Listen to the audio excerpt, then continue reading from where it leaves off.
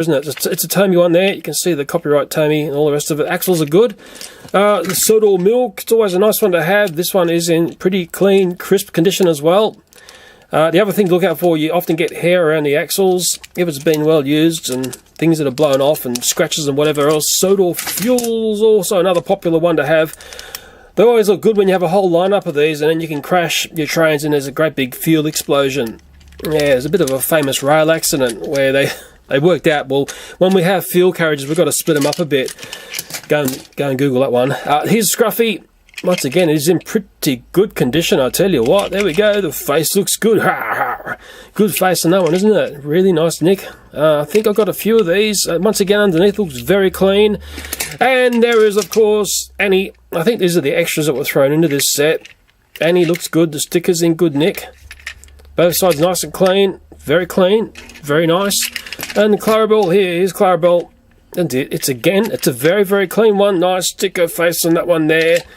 Clean on the other side. Axles look good. It all looks good on the rolling stock side.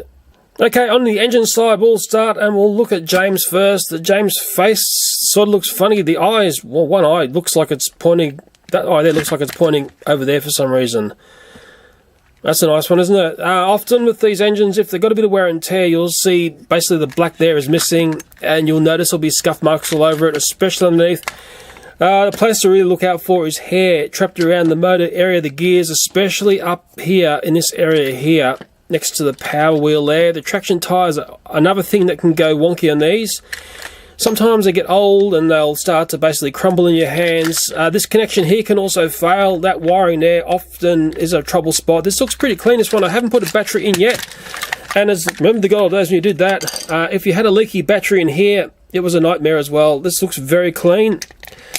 And we'll put a battery in there. And we'll see if this James will power up. It's probably going to get the shock of its life. Oh yeah. And it actually sounds pretty good as well. Yeah, it's nice and strong. James is a beauty. Okay, our next one is one that I collect apart from Thomas the Tank. It is Devious Diesel, and this is the classic Tommy face that I really, really liked. There's a bit of a mark there, which isn't going to come off, but it's had a little bit of love. You can see around there, it's a little bit banged up around the buffers there. Yes, this Diesel, I call it the Thomas Love when there's been a bit of wear and tear. There's nothing wrong with that. I mean, I'm not expecting this to be, like mint in box, as long as it's got its couplings. And we will open it up. Remember the easy way these used to open up? I sort of missed that in a way. And I'll put a battery in there. Nice clean battery area as well. And these took the C batteries. I sort of like that because it gave them a bit of weight on the tracks. And we will actually, before we close it up, we'll give it a go here. Ooh, I love that sound. And I love the sound. Actually, I'll point out something else here. We'll take a look down here. And I'm not sure whether you can see it, but there's a great big clump of fluff down here. And there it is. You can see me pulling the fluff out. Okay, that's what you got to look out for when these trains have been carpet Thomases or whatever. They tend to collect a lot of fluff. Now, it really pays to remove this fluff because what it can do so easily on these engines is hamper the performance of them, because it doesn't take that much of it to be jammed up in there to start acting like a brake on the axle of this toy. And sometimes it's easier to get the fluff if you attack it from underneath here. And you'll often also see fluff in this area here where the gears are, which engage this drive here. But you know what? That's not too much fluff. I've seen far worse than that in the times that I've opened up these toys. But I'll tell you what, Devious Diesel, this classic old Tommy one, is a stunner. Okay, next one we're going to take a look at. This is a classic. This is a clanger. It's dark. It looks in pretty good nick if you ask me. I can't see much banging and clanging going on in this one. Which is surprising because often duck is the favourite when people had these toys. Wow, not much love on this duck, I tell you. It's sort of sad.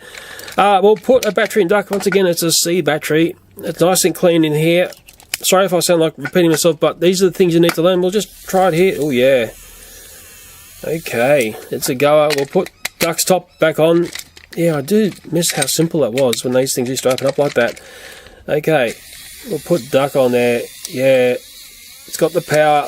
I mean, remember, these are not new toys. These have been pre-loved with. But for something that's pre-loved with, this duck looks pretty awesome if you ask me. I'm happy with this duck.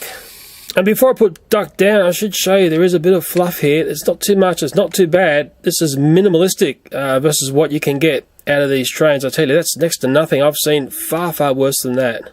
Well, last and by no means least is this Thomas here. As you can see, it's been loved a bit. If you have a good close scrutiny there, it's got all those scuff marks and play marks that children will put on the toys. Hey, I do not mind that at all. In fact, I sort of like them when they're a bit like this because it shows the thing I often talk about, the Thomas love. This is the classic Tommy one, isn't it? Boy, oh boy, do we miss these. I miss them a lot, although I've got, stacks of them. I shouldn't say I miss them because I've got billions of them tucked under the house.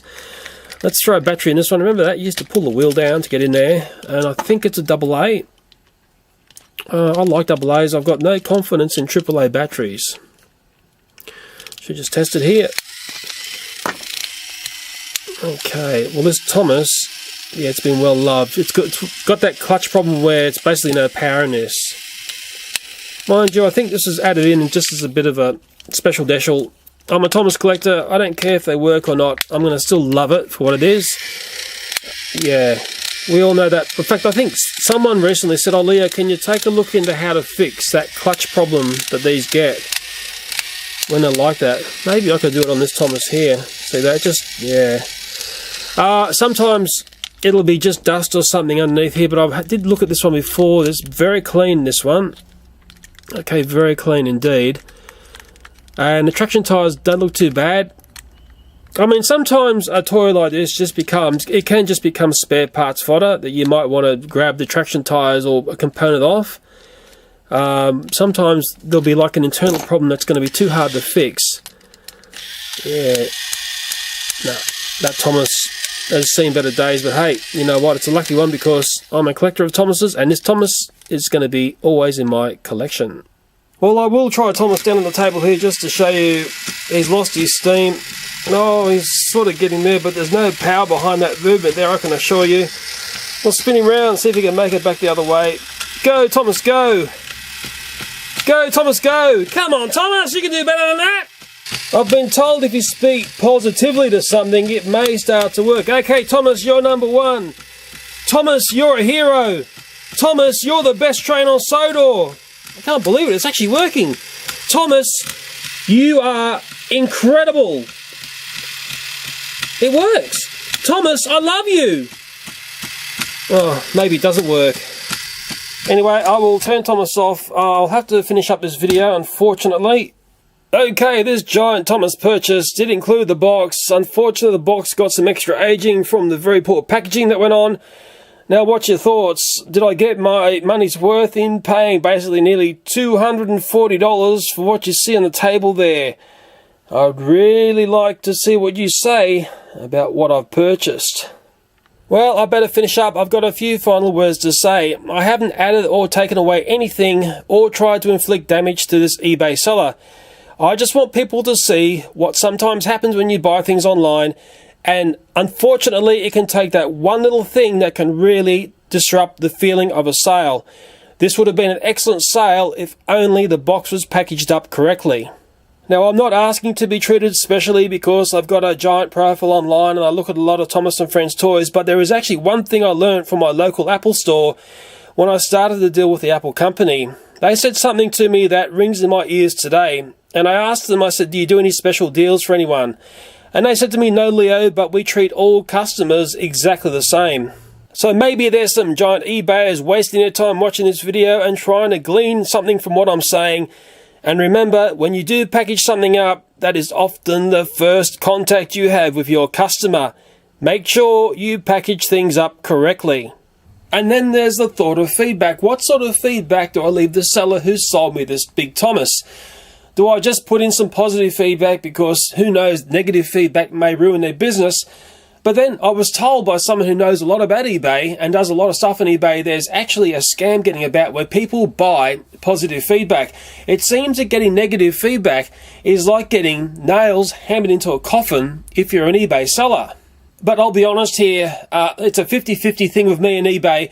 I'm extremely cautious when I purchase on there, and the few times that I've purchased on there, I'll tell you what, I'm not having that good an experience. This is something that eBay needs to address and needs to address fast.